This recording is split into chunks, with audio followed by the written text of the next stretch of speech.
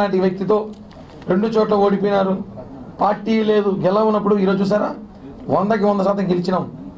ప్రజల విజయం ఇది. ప్రతి ఒక్కరికి హృదయపూర్వక ధన్యవాదాలు తెలియజేస్తూ చివరగా ఈ జిల్లాలో ఇంకా మా నాయకుడి గురించి మాట్లాడే ఒక ఆమె ఉంది, మా అవ్వ. ఆమె గురించి మాట్లాడవద్దు, బాగోదు కదా. ఆమె కూడా భారీ మెజార్టీతో గెలిచింది, ఓడింది అనుకుంటా, గెలిచి ఓడింది అనుకుంటా. 47,000 46,000. ఆమె మొన్నటి రోజు తిరుమలకు వచ్చింది. అప్పుడే అనుకున్నాం ఆమె జగన్ గెలుస్తాడంటే అర్థమైంది మా అందరికీ, బాగా భారీగా గెలుస్తాడు అనేసి. ఐపీఎల్ గెలుస్తామనింది, జాతకాలు చెప్తాను ఈ మధ్య ఆమె చెప్పింది.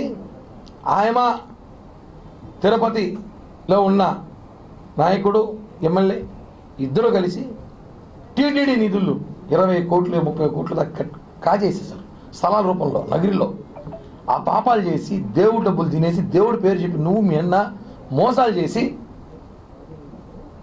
చివరిగా దేవుడి దగ్గరికి దేవుడు క్షమాపణ చెప్పి వచ్చింది. మొన్న పోయి స్వామి క్షమించు, నేను బాగా తినేసాను డబ్బులు, ఈ ఒక్కసారి గెలిపిస్తే ఇంకా ఒక తినేస్తాను, ఎవరు ఉండిలో డబ్బేస్తాం వెంకటేశ్వర స్వామికి. ఆయన దగ్గర ఎత్తుకుని వచ్చేసింది. ఆమెకు శిక్ష ఎలా అయింది తెలుసా? మొన్నే 24 గంటలు 48 గంటల ముందు చెప్పిళ్ళింది జగన్ అన్న సీఎం అని. మాకు అప్పుడే తెలుసు భారీగా గెలుస్తారు ఆయన. ఆయన చెప్పిందంటే కొండపైకి వచ్చి రాజకీయాలు మాట్లాడి ప్రశాంతం మా తిరుమల ఇంకా చూసే పని ఉంది. అట్టకట్ట తీరు కొండకు రాదు పాప, వ్యాపారస్తులతో ఏమవుతారో తెలియదు అన్న. కొంచెం భక్తులు జాగ్రత్త పడాలి. ఈ తమిళనాడు, కర్ణాటక, ఢిల్లీలో భక్తులు ఉన్నారు, ఆమెకి ఫ్యాన్స్. ఈ కొండ దర్శనాలకు ఇచ్చేవాళ్ళు బాగా ఆల్రెడీ లక్షల్లో పేమెంట్ ఇచ్చేస్తుంటారు వాళ్ళు. ఇప్పుడు వాళ్ళకి టికెట్ లేవు, ఎటు ఎమ్మెల్యే కూడా కాదేమో, మంత్రి కూడా లేదు.